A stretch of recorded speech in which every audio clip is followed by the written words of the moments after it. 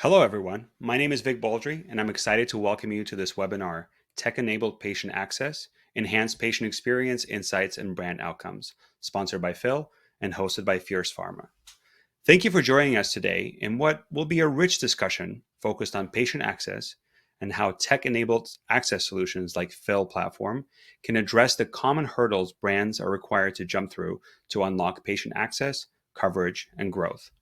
Our packed discussion today will address the current state of patient access in the pharmaceutical industry, why simplifying the patient access journey is crucial, the role of the pharmacy in patient access, and why brands should think carefully about how various pharmacy channels can impact access, the importance of data and insights in informing decision making when it comes to access programs and driving growth, and key features and characteristics brands should look out for in commercial access partners. Some quick introductions. My name is Vic Baldry. I work in global content marketing at Merck, primarily focused on marketing strategy for the hospital acute care franchise. Most recently, I was the director of marketing at Syneos Health, a digital health company focused on medication adherence solutions for the pharma and payer segments. I'm really passionate about the role of technology and what it can do for improving access to therapy and improving the lives of patients. Please join me in welcoming our speakers for today. First of all, we have Deepak Thomas of Phil. Deepak, thank you so much for joining us. Deepak is the founder and CEO of Phil. He started the company as patient zero after being diagnosed with a chronic illness in the late 90s and struggled to navigate his own care within the complex US healthcare system. We also have Kim Plesnarski of Syneos Health. Kim is the Vice President of Market Access Solutions at Syneos Health. She has held commercial roles in business development, marketing, market access, and patient services for manufacturers prior to joining Syneos Health in 2015. Today, Kim's group is one of the fastest growing areas in the US, and she leads one of the largest field access teams in the industry. Len Paolillo of Impel Pharmaceuticals is the Chief Commercial Officer there.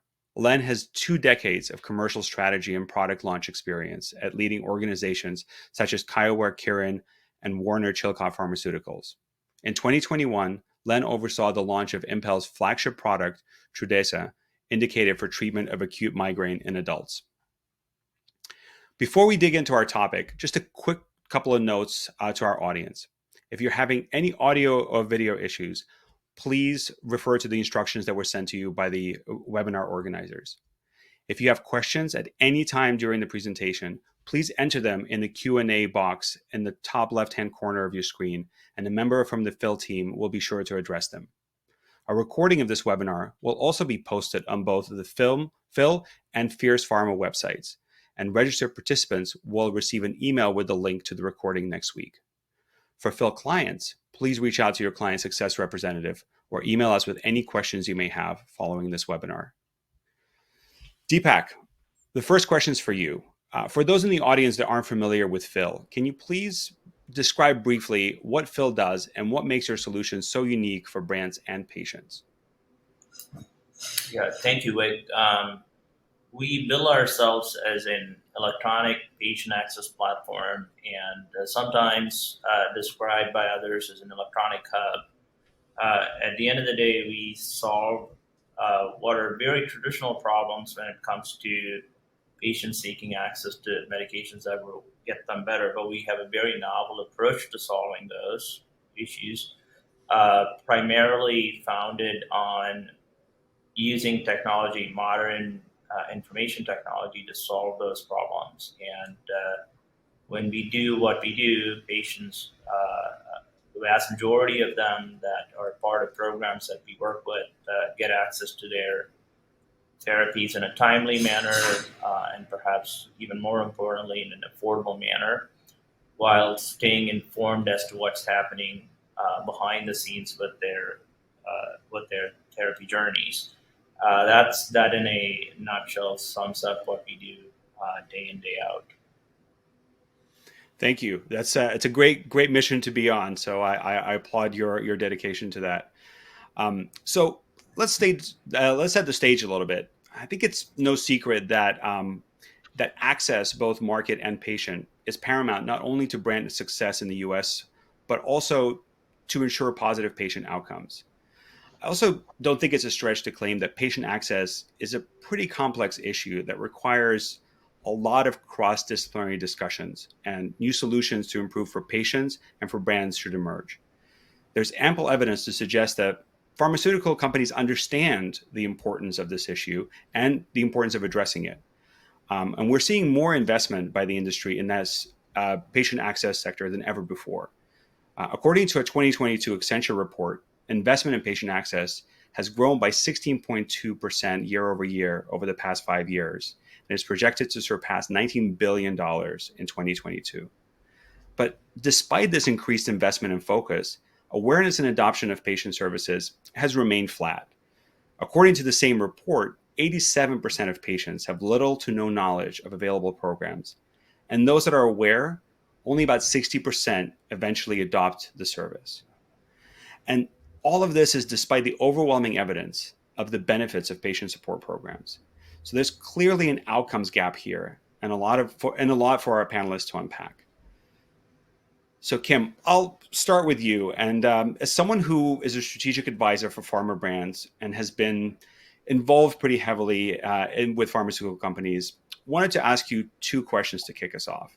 And first, let's level set. How do you actually define patient access? It's a great question. And it's important to define it because I think everyone has a different approach.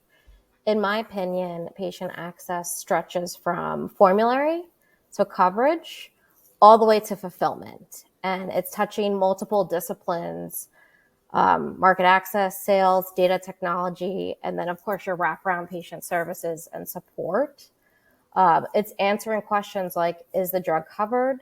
Is the patient eligible for coverage? So are they meeting the payer's definition of appropriate use?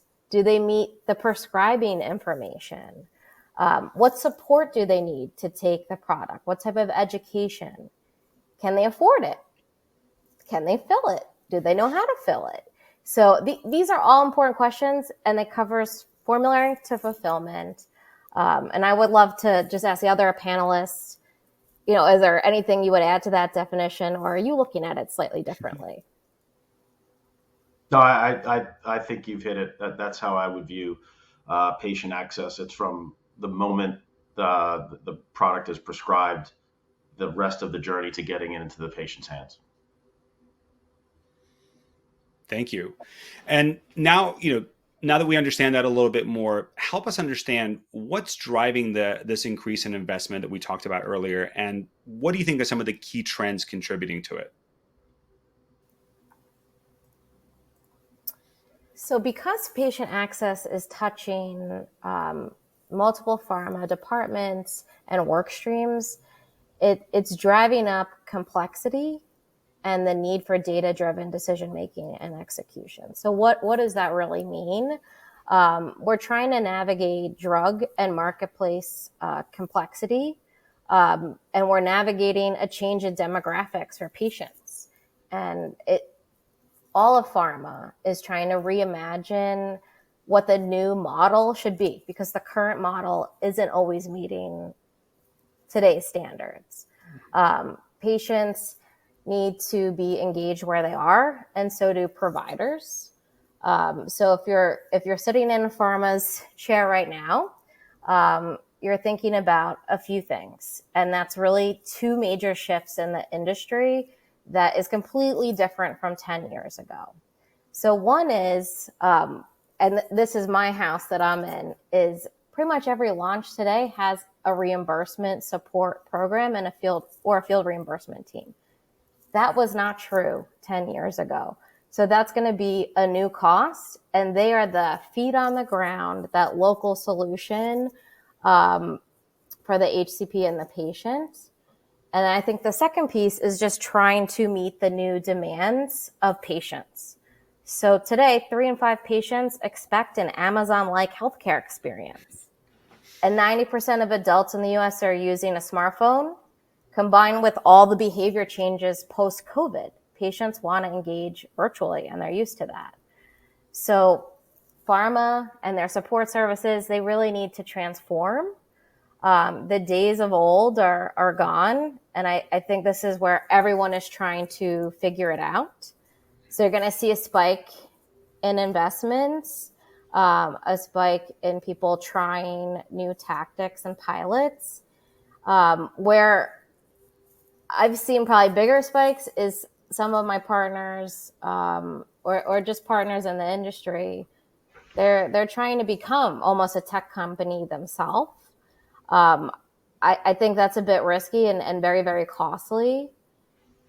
And I'm seeing others try to invest in creating those right partnerships with different entities. So we're going to see a spike, but those that place their bets right are going to see a better patient experience, better outcomes, and something that is more sustainable, cost effective, and easier to run. Thank you. I think that's a future we can all get behind. So Deepak, I'm going to throw the next question to you. Having supported hundreds of products that fill across different categories and different life cycles, I imagine you have a lot of firsthand experience with why brands are coming up short in facilitating access. So help us understand from your perspective, why do you think adoption and awareness of patient access support programs is so low right now?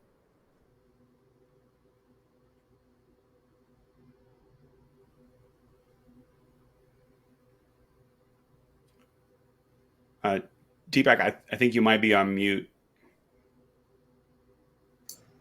Yeah, let me start by bringing in the patient support angle first, and then over time bring in the market access and field dimensions as well. Mm-hmm. So, in our estimation, most patient support programs traditionally have mostly relied on a call center based approach, more colloquially referred to as hubs.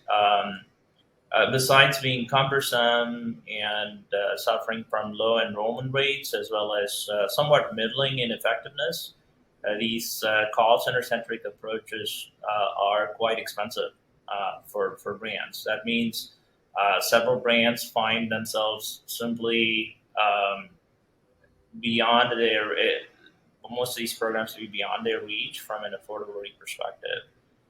The other options include regional specialty pharmacies with the whom you're able to run a program, patient support program that is. These pharmacies offer an upgrade over retail, but have substantial plan and contract gaps. Uh, Besides, due to a lack of adoption of some of the technological advancements that Kim was referencing earlier, whether it is with the prescriber workflow automation or with the patient experience proper, these models are largely ineffective in terms of solving the core challenges involved. So, if you were to summarize all of that, it means that the current options are not particularly good at solving access, and that's the brands are aware of that, and that shows up in the lower adoption rate from their perspective. I think that makes sense. And just a quick follow up: what do you think are the real implications for brands when they're unable to convert their patient populations into access programs? And how can we help them afford, start, and adhere to therapy?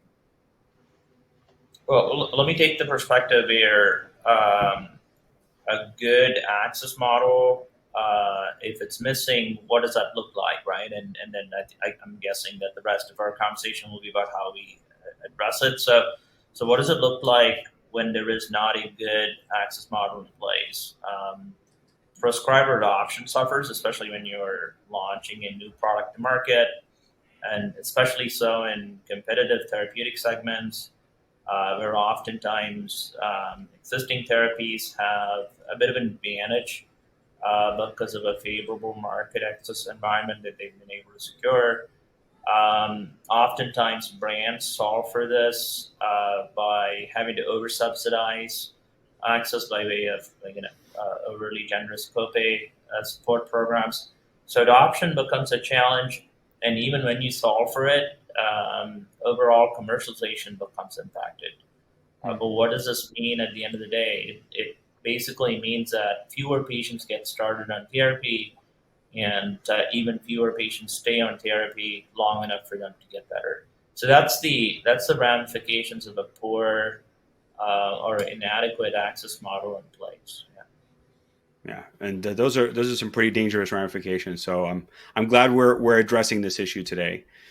So Len, we're going to throw this one to you. So in addition to your current role, you've been responsible for developing commercial strategies in multiple pharmaceutical companies. So in your experience, why is patient access such a difficult thing for brands to get right, and where does it rank in the order of priorities in your experience? Well, I mean, it has to rank at or near the top if you want to have a sustained performing launch. If you don't get your patient access piece right, the feedback loop, as Deepak was explaining to the physician, becomes loud and clear, and it can really impact the ongoing prescribing habits of your clinicians.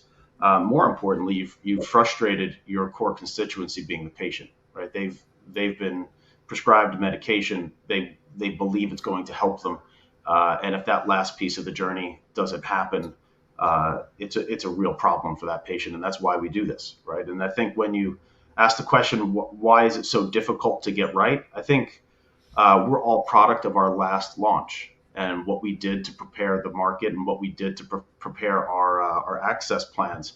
And as Kim mentioned, things are evolving very, very quickly.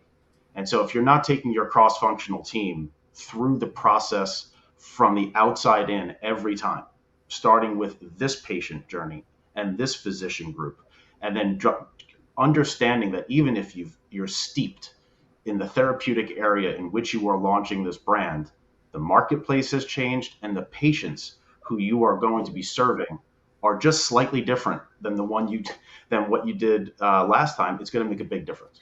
And so you have to go through the process every time. Yes, a bit wiser because of the last launch, but you need to go through that process every time. And I think, we're human, and we're like I said, products of the last launch. But if you go from the outside in and you start building your access model with the patient first, followed by their physician, and layering in the payer, the multiple points of access that they're going to have throughout the cycle of the launch, you give yourself the best opportunity to get it right. And I think later we'll talk about the importance of data and having access to that, because you will have to adjust, right? And if you don't have clear, visible data into your patient behavior and friction points for both physicians and patients and payers, you can't adjust properly.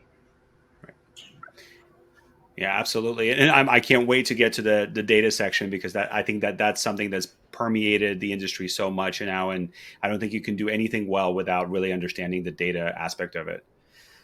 So I think we've explored a little bit where we are in the current state and what the basic implications are.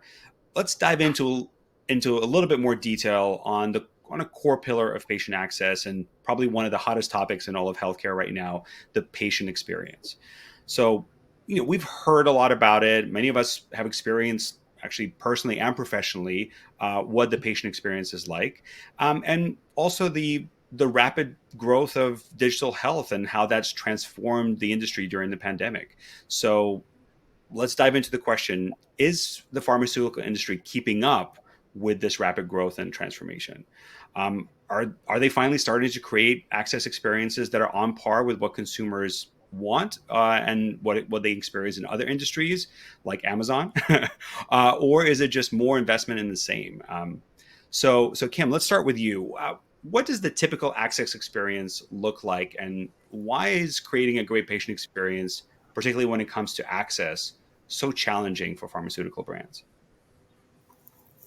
So it's a very great question, and it's a very real problem everybody's trying to address right now.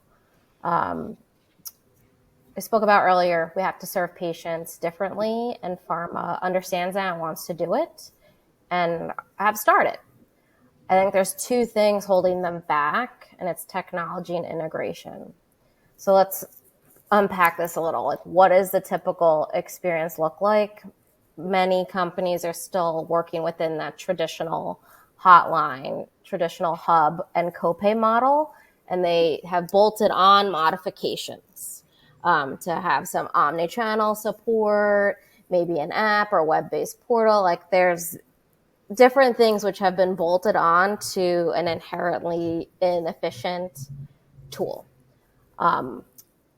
It's not suited for the long haul.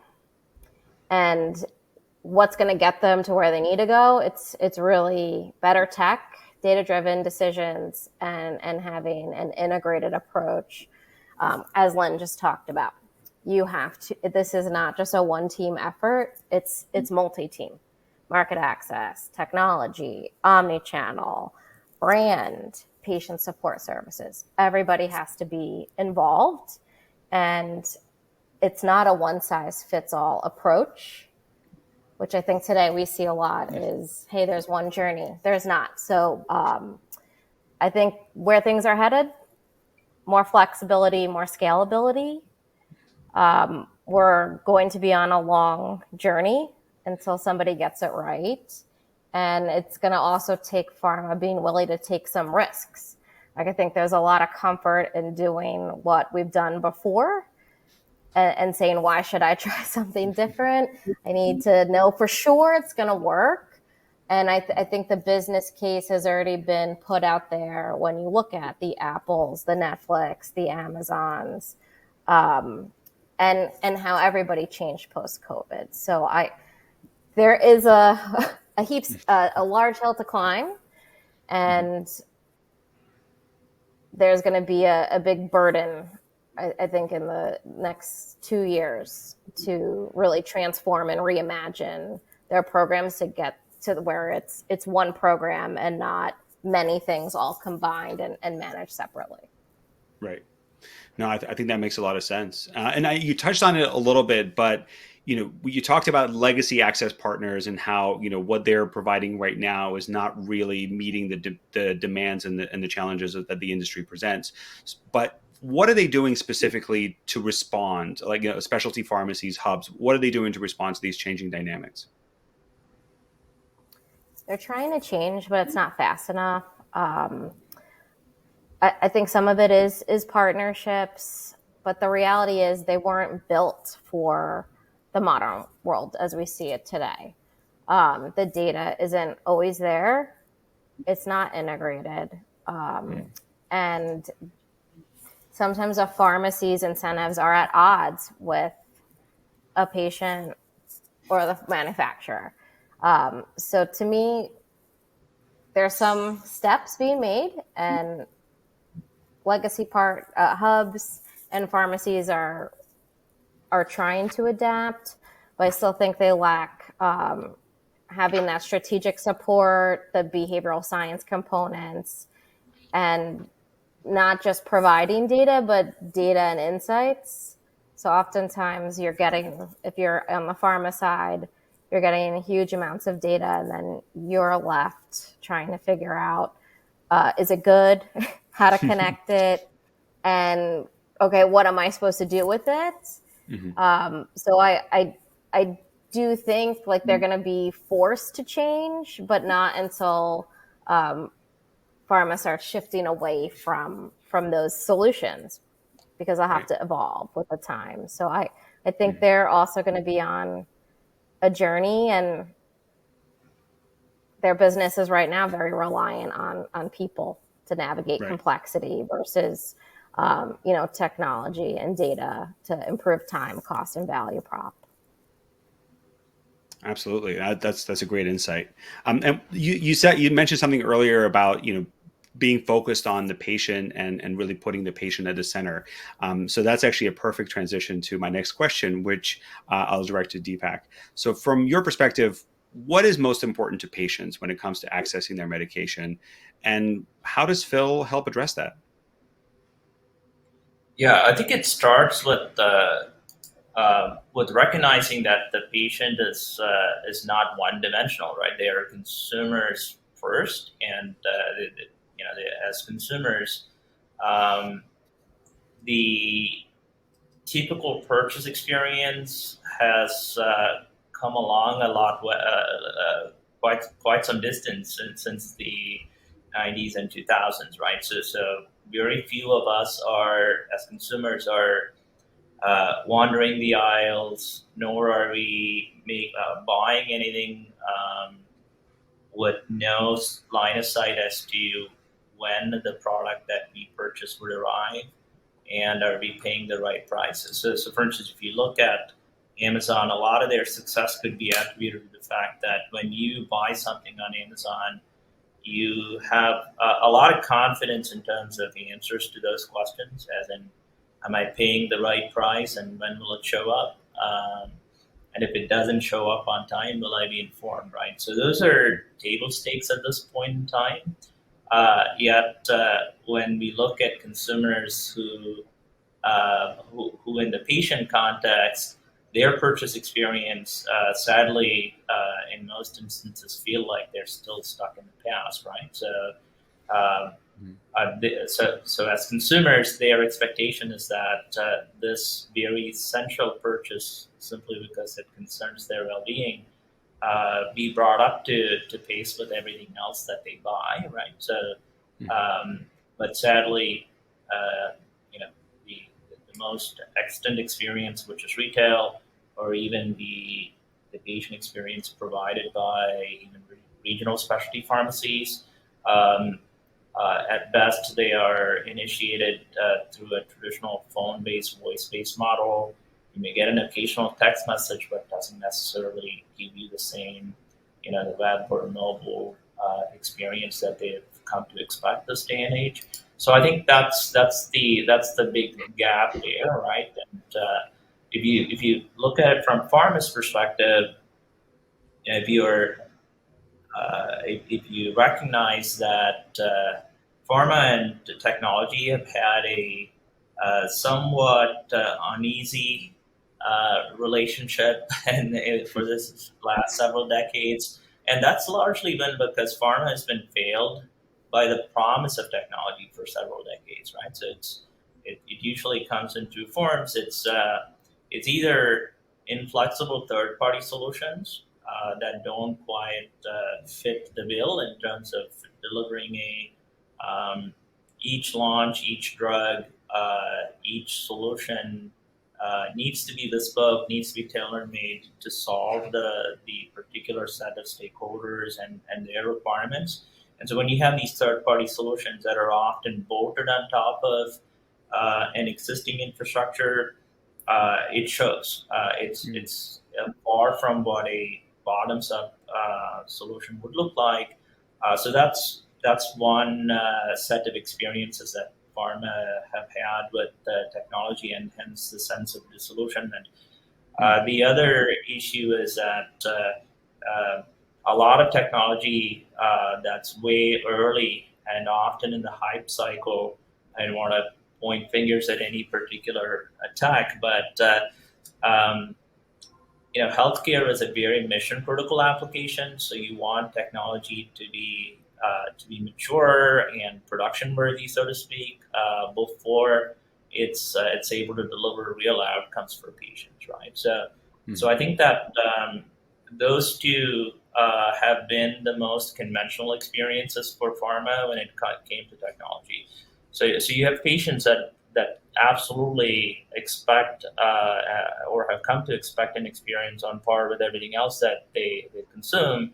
And pharma, um, know that this is the path forward, but everything in their past when it comes to technology as a solution to the problems that they want to solve for their patients have been largely disillusioned because of these two issues that I mentioned. Either it's inflexible, proprietary, off-the-shelf tech, or tech that is too early, or it's well within the hype cycle and not production ready. Those would be the key observations from my perspective. Thank you. No, I think that makes a lot of sense. And as we transition to Len, we hopefully will hear an example of how that has been implemented well. So, Len, as I understand it, you were instrumental in advocating for and ultimately deciding to bring Phil into Impel Pharmaceuticals. Can you just tell us a little bit of where the company was when it came to challenges that you believed Trudhesa would face when you were preparing for launch, and why Phil's tech forward approach was appealing to you at launch from a patient experience standpoint. Sure. So I mean the migraine market in which Trudhesa launched is crowded. The patients themselves are often frustrated. I think having been new to migraine, I was very surprised and a little embarrassed at how ignorant I was to just how debilitating and how severe migraine disease is. And when you start to recognize that patient journey, you realize that a retail model might not be the best fit for us at launch. And I think that was not an easy realization for us to come to because most of our competition was available in retail. But if you again start to unpack what is important to a patient, what is important to a clinician, it's providing a consistent patient experience that fits into their life. Their life is in their smartphone. Their life is largely technology based. And what was attractive uh, about Phil was that it had, I think, as Deepak was describing, tech that's tested and works. And you could see that in our abandonment rate and the enrollment rates that we see with Trudhesa. It's in my opinion much better than what we would have had in if we were in a traditional retail setting. And the patients find it intuitive. So as we were going through the process of designing our patient access plans, the theme was it has to fit in to their life. It's not about fitting our slides or something as that's new and very, very exciting. It's about what fits for them, and it needs to stand out in its simplicity. Right? It's almost like an umpire in a baseball game, where if you notice them, it's kind of a problem.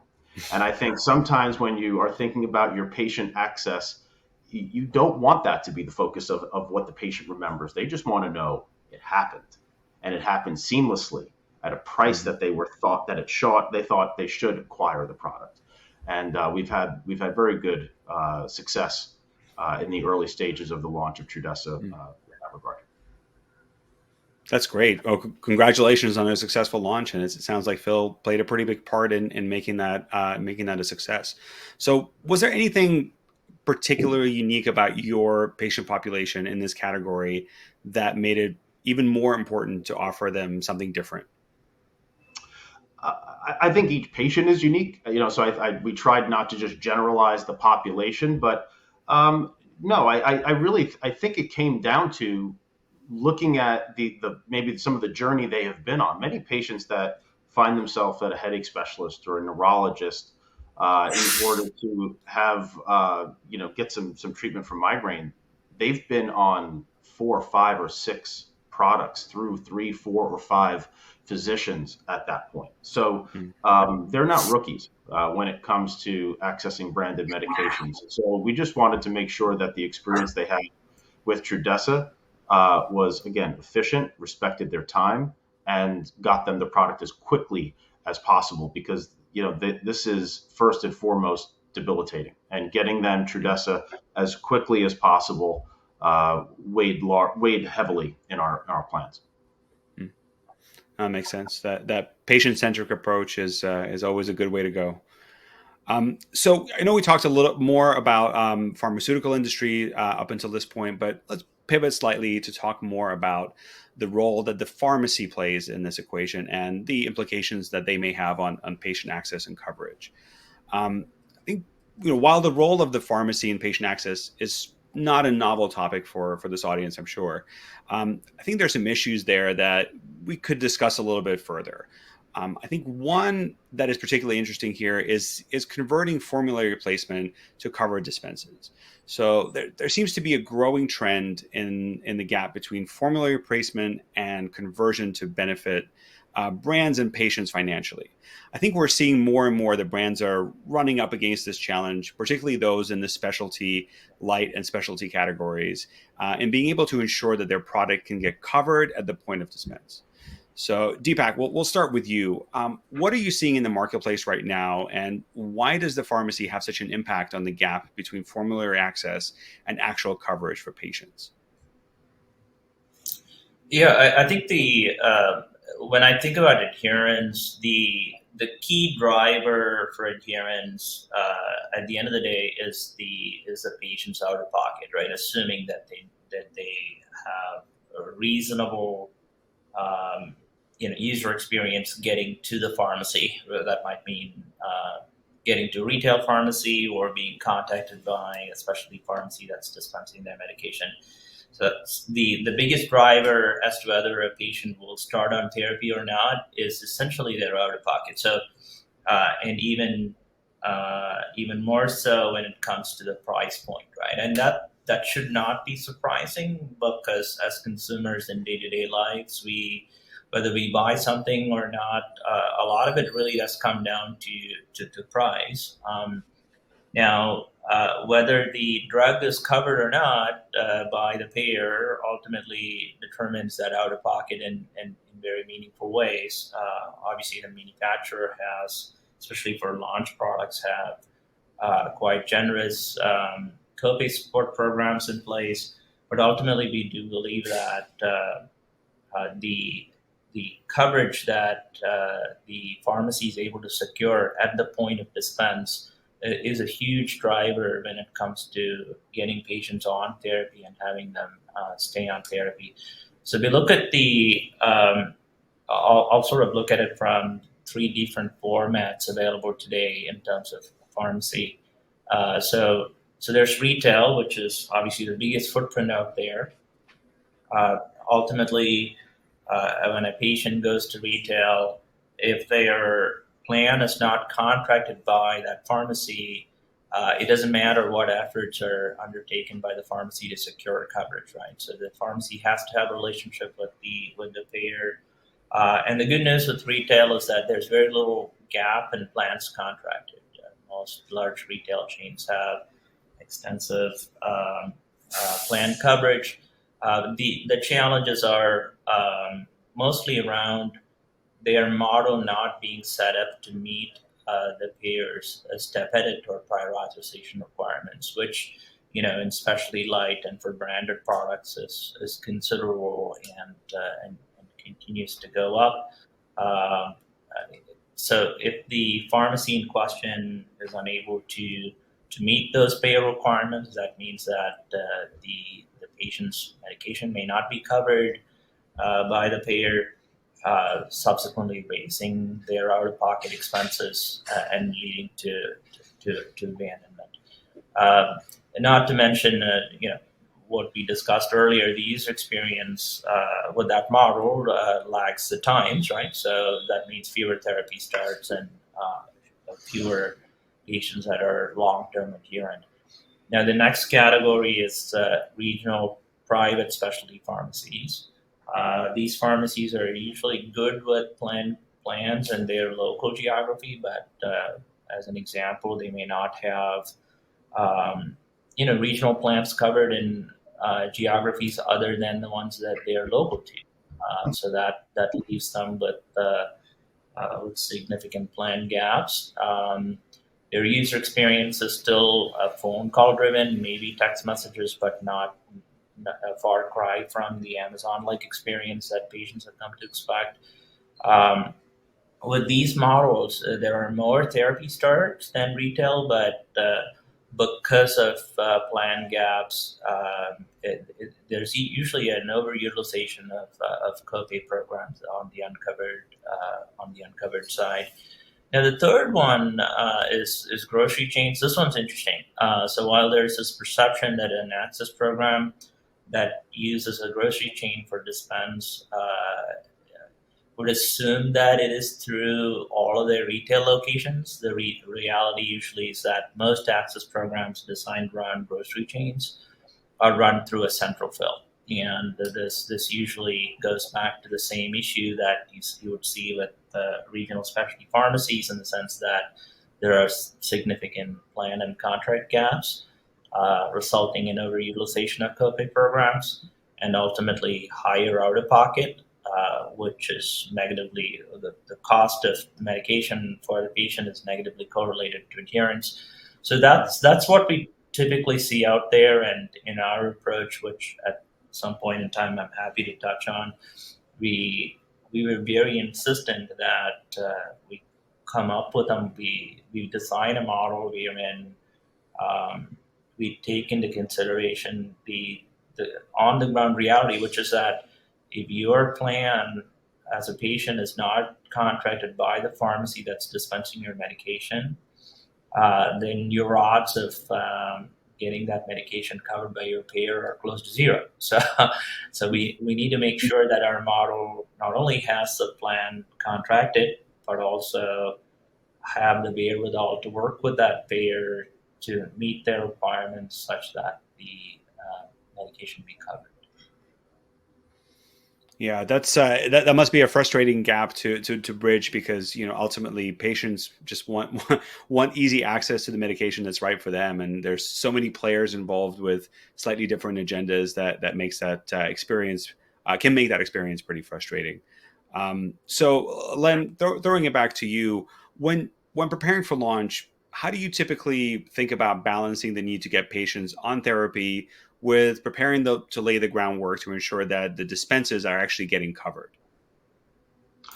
You need to have a realistic view of your payer timeline, because these are inextricably linked, right? So as you launch with a free goods program, a quick start program, whatever you decide that you're going to name it, the ultimate solution, the end game there is those patients have a great experience, which is why you do it, and then ultimately are able to transition to payer reimbursement.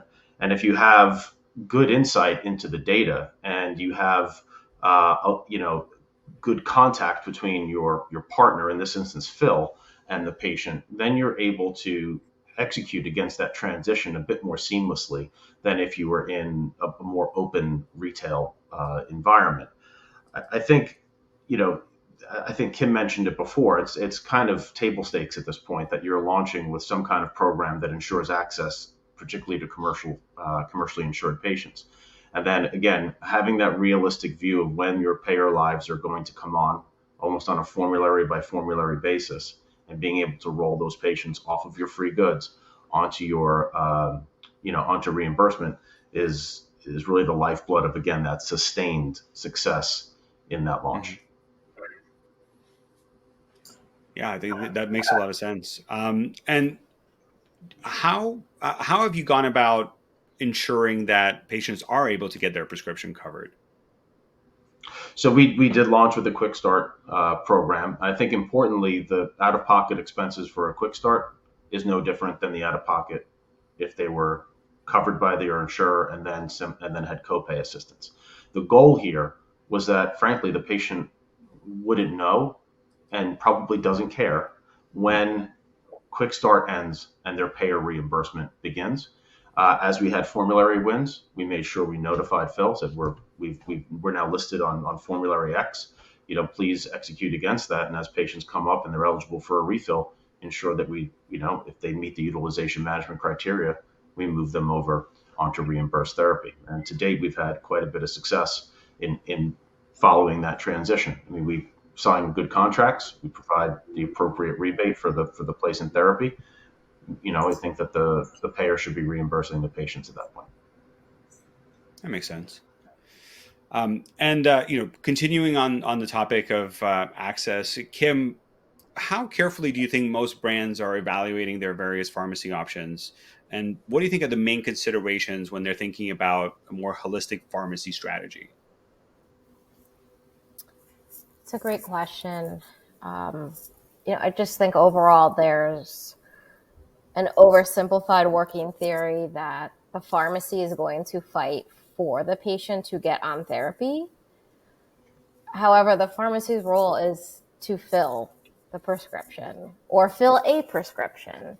And so I do think that's important context as a brand evaluating who you want to partner with, is shift away from capabilities and experience, because they have a mission and it's singular: help patients get on a therapy. So you've really got to know, Len said it earlier, understand which payers are going to be covered. Can your patient fill there? Where do they want to fill their prescription? And then okay, those are going to be my partners. What is the solution they have for me? Versus capabilities. I've seen a lot of things go back and people go, oh, look, we're going to get 200 fields of data from this pharmacy. This is great. It doesn't matter. It's a capability. How is that going to help you? So I would say just take a step back, think about where your patient's going to be, what's their reality, what's the solution, and not rely on, hey, it's a pharmacy's job to help patients and they're just going to do it. Prior authorizations, appeals, they're a lot of work, and they're not always going to be able to do that. So you've got to think about your patient along the whole continuum, and where are those intervention points and who's doing it, and how does it help your patient, and how does it help you be more successful. And I think that's great advice. And do you think that that applies to launch brands in particular, or is that kind of more broad advice for any brand at any stage? You can always go back and reassess, but I think your launch, you want to get it right. And you have to look at who are you contracting with for access, and when do you think that's going to happen? And what will that look like? Because some payers require that you only use certain pharmacies, or it's much more expensive. And so that's where Deepak's points were really resonated with me, that it could be an over reliance on a copay program, a bridge program, because it's not the right place. Right. And if you empower patients with the right info, they'll go to the right place. And I think that's incumbent on the brand to make sure there's great awareness and engagement with patients in their own healthcare. Absolutely.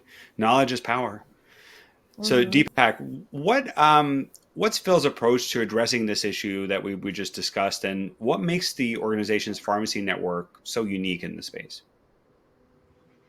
Yeah, no, I'm happy to jump into that. But Kim mentioned something really interesting.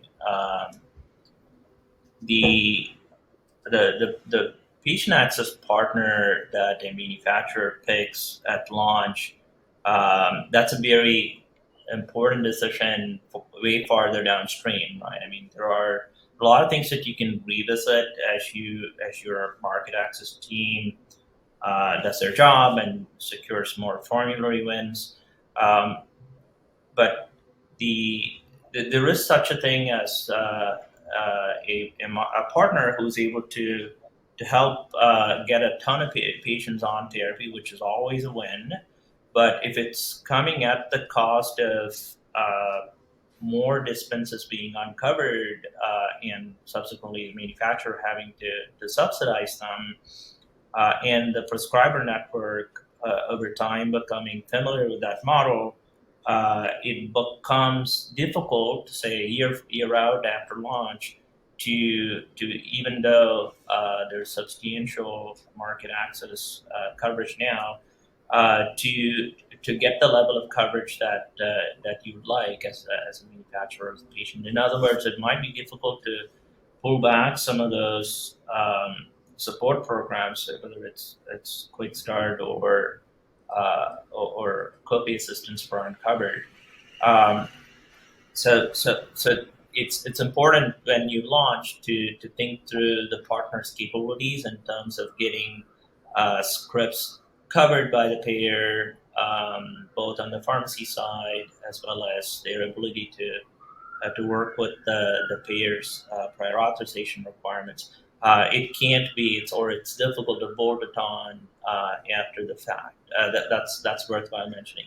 So from our perspective, we've done two things. One is to make sure that the pharmacy network that we built, which spans all 50 states in terms of its ability to serve patients, but perhaps more importantly, the fact that this network in aggregate has most plans covered. So our estimation is that we should have 98% of plans covered at this point, and the few that are not covered are narrow network or HMO plans. Uh, But with that extensive coverage map in terms of total plans contracted, because it's really an aggregate of the plans that each of these individual pharmacies carry. Um, it's very unlikely that any patient that comes in as part of one of our programs would run into a missing contract issue.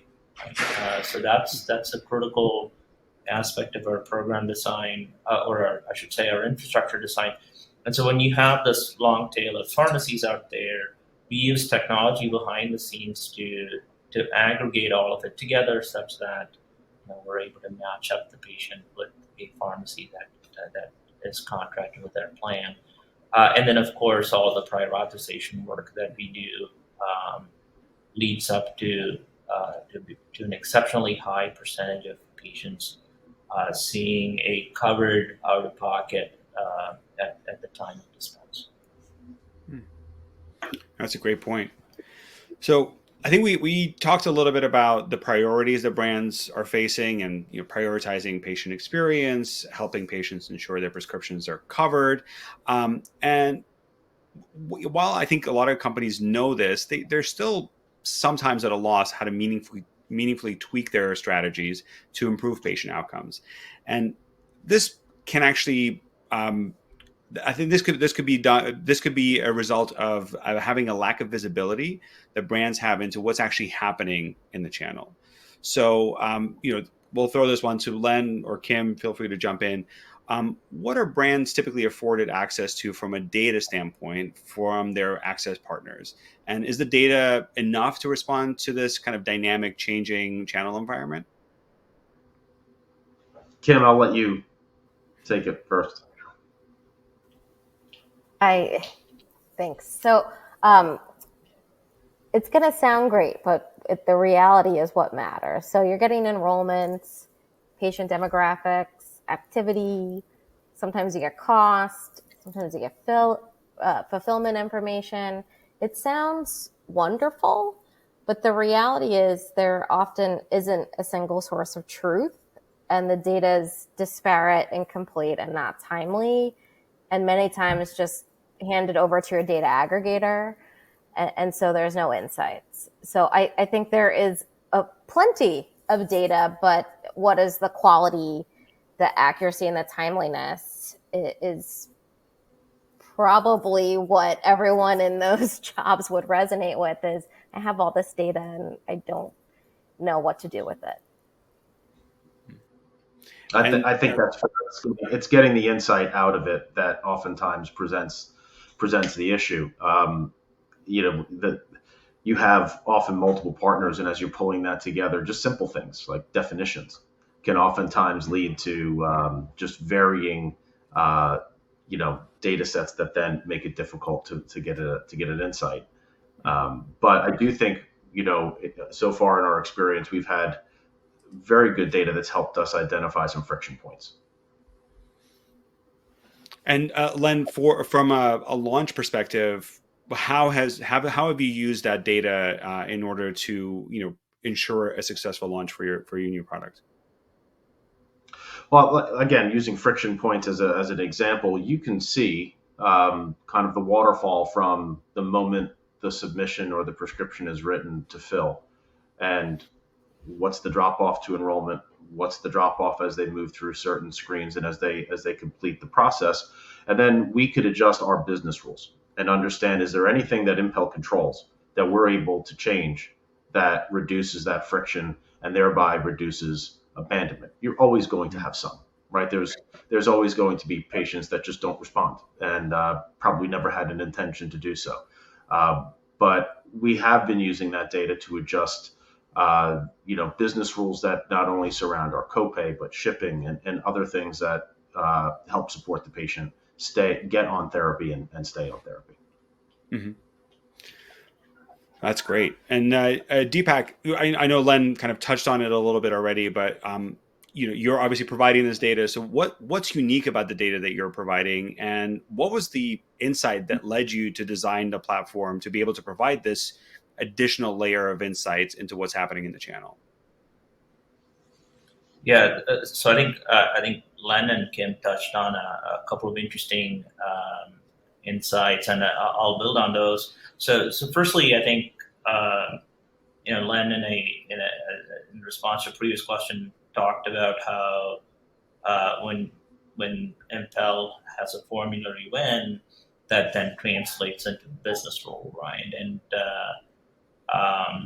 And to Kim's point, insights are what matters. Insights, in my opinion, eat data for lunch. And to me, we started with insights, right? So we said, what are the kind of insights that a manufacturer might want in order to ensure that the patient access model that they put in place with us continues to evolve, right? So if the um, if the program is not substantially different 6 months from launch, then we have not done our job well, right? And that evolution only happens because the manufacturer that we partner with has been able to take those insights and convert them into actionable aspects of how the patient and prescriber experience manifests itself. So that requires a platform that does a couple of things. One is have a comprehensive set of data, meaning starting with at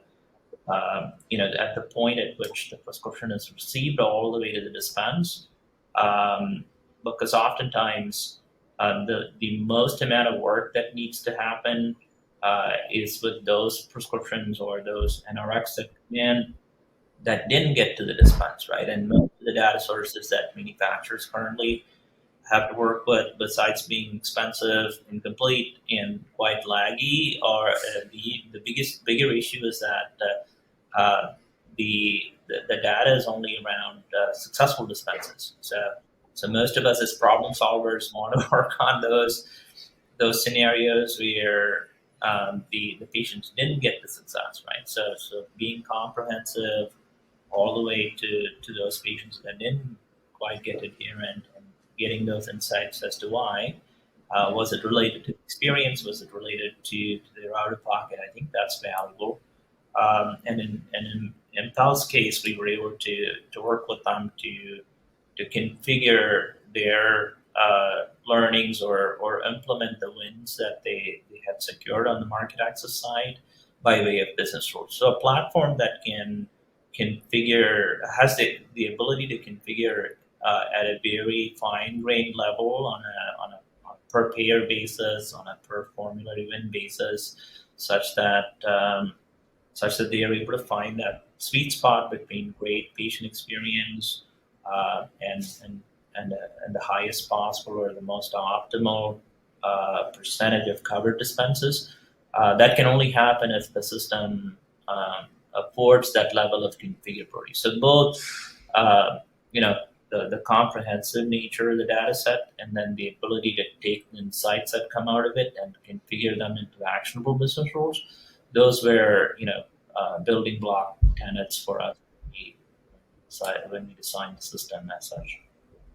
Hmm. Absolutely, yeah. Having actionable insights is so important because as you said, data on its own doesn't really do much of anything if you can't actually figure out what to do with it. Um, so for most brands, the patient access strategy typically relies on partnerships, as we've talked about earlier today, and the partnership ecosystem can support things like enrolling patients into the support programs, supporting patient and HCPs in addressing utilization management requirements, and also providing support to help patients adhere to their therapies. Now, let's talk a little bit about what sort of criteria or considerations should brands take into account when looking to develop these partnerships and for these partnerships to be successful. So Len, coming off a recent launch, talk us through the decision-making criteria that you used to develop partnerships for patient support.